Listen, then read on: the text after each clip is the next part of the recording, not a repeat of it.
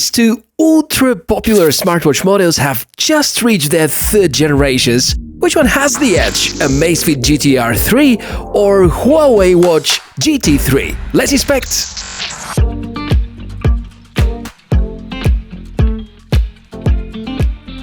Hey everybody, really nice to meet you. I'm Michael, and as usual, some fresh and cool tech to be inspected right now.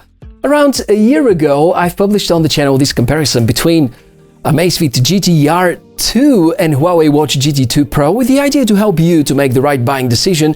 Turned out that it has helped a lot of people to figure out which is the better suit for them. Now, 1 year later, fast forward to early 2022, both watches have their new generations. We can count on Huawei Watch GT3 right here. And we also have the Amazfit GTR 3, two phenomenal-looking, feature-rich devices which I'm pretty sure are going to be extremely attractive throughout 2022. So, without further ado, let's pass them through our 7-layer testing framework and figure out which is indeed the better choice. So, in the first round, we would like to talk about the build quality, and probably it's good to mention that both of these devices have their Pro editions, with Amazfit bringing in some important features in the Pro version, while Huawei are mostly adding premium build materials. Now, here we do compare the non-Pro versions, and looking at both, over here we have almost close to rugged design and really nice looking and functioning and looks quite durable, while for Amazfit it's super sleek with curved edges and really stunning design. Materials in both feel great, aluminium for Amazfit, stainless steel on the Huawei side. As you probably know, aluminium is lighter, however steel feels stronger. I usually am in favor of more durable materials, but it is clear that both watches are well built. The devil is in the details though. Simple example, Huawei have made the body of GT3 so perfect that even the lugs for the strap have paths which are leading the holding pins towards the right spots. But the body of Amazfit GTR 3 is so well crafted towards perfection, so you know what? We'll call this round a tie, since Amazfit has arguably the better looking design and Huawei seems to offer the slightly better durability. The competition between those two goes on, and let's see about the battery life. And I think in order to assess the battery life, which I need to underline for both, is quite amazing because they use very advanced technologies and very power-efficient CPUs inside. But in order to get the real picture, I think we should also include the topic about charging, because charging, and especially if it is implemented in a good way, might make a big difference. Amazfit are still requiring a dedicated cable, which is totally annoying. However, I managed to squeeze 8 days on a single charge, with all the possible tracking features on and even always on display. Meaning that you wouldn't need a charger if you make a trip during the weekend, not even for a 1-week-long vacation. Huawei Watch GT3, on the other hand, regularly delivers to me between 6 and 7 days, which is around 20% less. But while this smartwatch comes with a wireless charging brick, this is not a must-have. You can charge the watch with most of the Qi-compliant wireless chargers.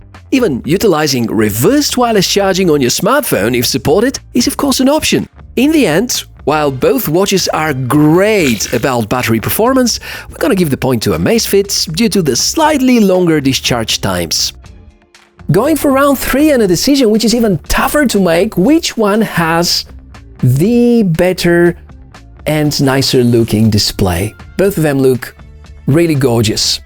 Now, there is one functional change, and it also reflects the display performance, and it's the fact that now these two watches have a rotating crown, which makes navigation a lot easier. Huawei offers a little bigger display with slightly more pixels, 1.43 inches versus 1.39 mounted on the Amazfit GTR 3. You know that Huawei series are among my favorites, but I need to admit two things.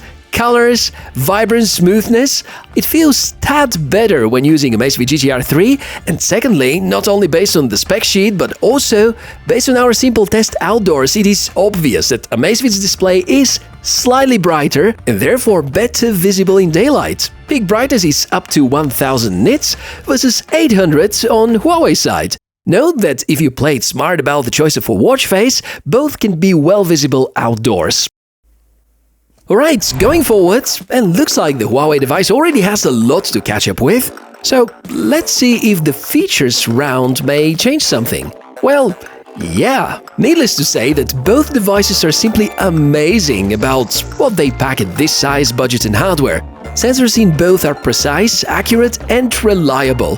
Both of them count steps very correctly, with Huawei sometimes adding 20-30 extra steps on each 1000 that I count. The HR sensor, on the other hand, is from another dimension. It's been constantly on par with a chest-mounted HR tracker, which is insane for such a small watch these days. SpO2 tracking, temperature measuring, sleep and stress tracking, stopwatches, barometers, you're gonna notice a lot of similarities. So let's take a look at what is different. For instance, Huawei Watch GT3 has now access to App Gallery and can get you some basic extra apps. Calculator, very basic navigation, some lightweight games. Sounds like a nice beginning and sometimes indeed useful. Also, this keeps all the components from the predecessing generation and when possible upgrades them while, yeah, I'm looking at you here, Amazfit. You know, with GTR 3, now we don't have a speaker. Well, I'm not really sure why Amazfit decided to do so. Could be because of waterproof rating, could be because they wanted to keep the price lower. But the fact is that now you can't listen to music through the speaker, and you can't count on phone calls when the watch is connected to your smartphone, so that's kind of nasty. On the other hand, Huawei have made series of successful firmware updates, and they have even implemented the possibility to respond to some messages and notifications through predefined answers. I think the three last features alone finally give us a good reason to crown the Huawei Watch GT3 with a win in this round. Workouts, and if we follow the rule, the more the better.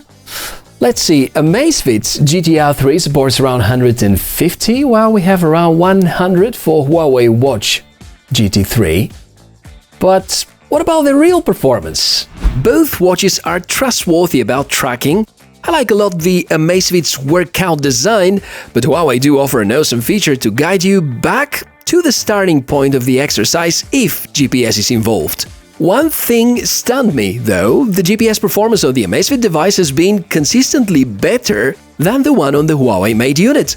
On the other hand, I quite enjoy Huawei's training assistant, but then, yet again, Huawei failed to integrate Strava and looks like they're no longer supporting Google Fit. And although I find the data shown in Huawei Health's app a lot better and tidier than the one inside ZEPP, deployed by Amazfit, we give yet another point to GTR 3 because of the integration possibilities and the greater amount of workouts.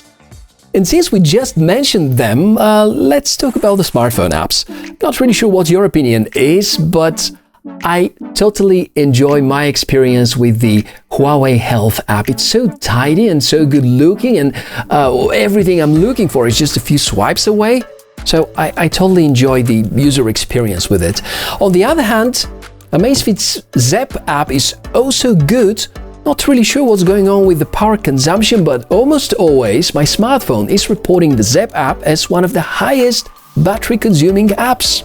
You gotta find enough of data and summaries in both of the apps, and remember, there are a lot more integrations with third-party solutions inside ZEPP. Also, everything I've just said about Huawei's app is relevant to Android devices if you have the patience to download and install the app from alternative to Google Play Store location, because since the thing between Google and Huawei happened, the app is no longer updated in Play Store. If I was an Apple user, I'd probably stay away from a Huawei wearable because there are a bunch of limitations that you have to deal with. And here's the irony, Huawei do offer a lot better design software and experience for smartphones, but all the limitations imposed in the past years give the edge in this round to the ZEPP smartphone app. So, a quick check about the pricing as part of our 7th round, and that's yet another easy win for Amazfit GTR 3, because it costs around $150 or euro, depending on where you are located. Even the Pro Edition of Amazfit costs around $200, which is $50 less than the basic GT3 edition by Huawei. Not to mention that the GT3 Pro costs a lot more. And obviously Huawei are going in the more premium way. Well, based on these 7 rounds, I think now we have our clear winner, which is the Amazfit GTR 3, it's really a fantastic smartwatch. But you know what? Buying a smartwatch shouldn't be just based on some random guy's video on YouTube. Why? Because it really is important which are the qualities that matter to you the most. And I'll take myself as an example. I would continue to root for Huawei Watch GT3 just like last year, although Amazfit has won more rounds. To me, wireless charging and the slightly heavier construction and also the possibility to respond to some notifications are kind of the most important features, so I'll probably keep on using the Huawei Watch GT3 throughout the whole summer. And maybe you can let me know which is your favorite smartwatch right now in the comment section below. And of course, if you have some more questions or ideas or differences to highlight about those two models, please join in the discussion down below. And thank you very much for staying with me until the end. Hopefully useful and enjoyable. And I guess I'll see you in the next video. Have a great day. Bye.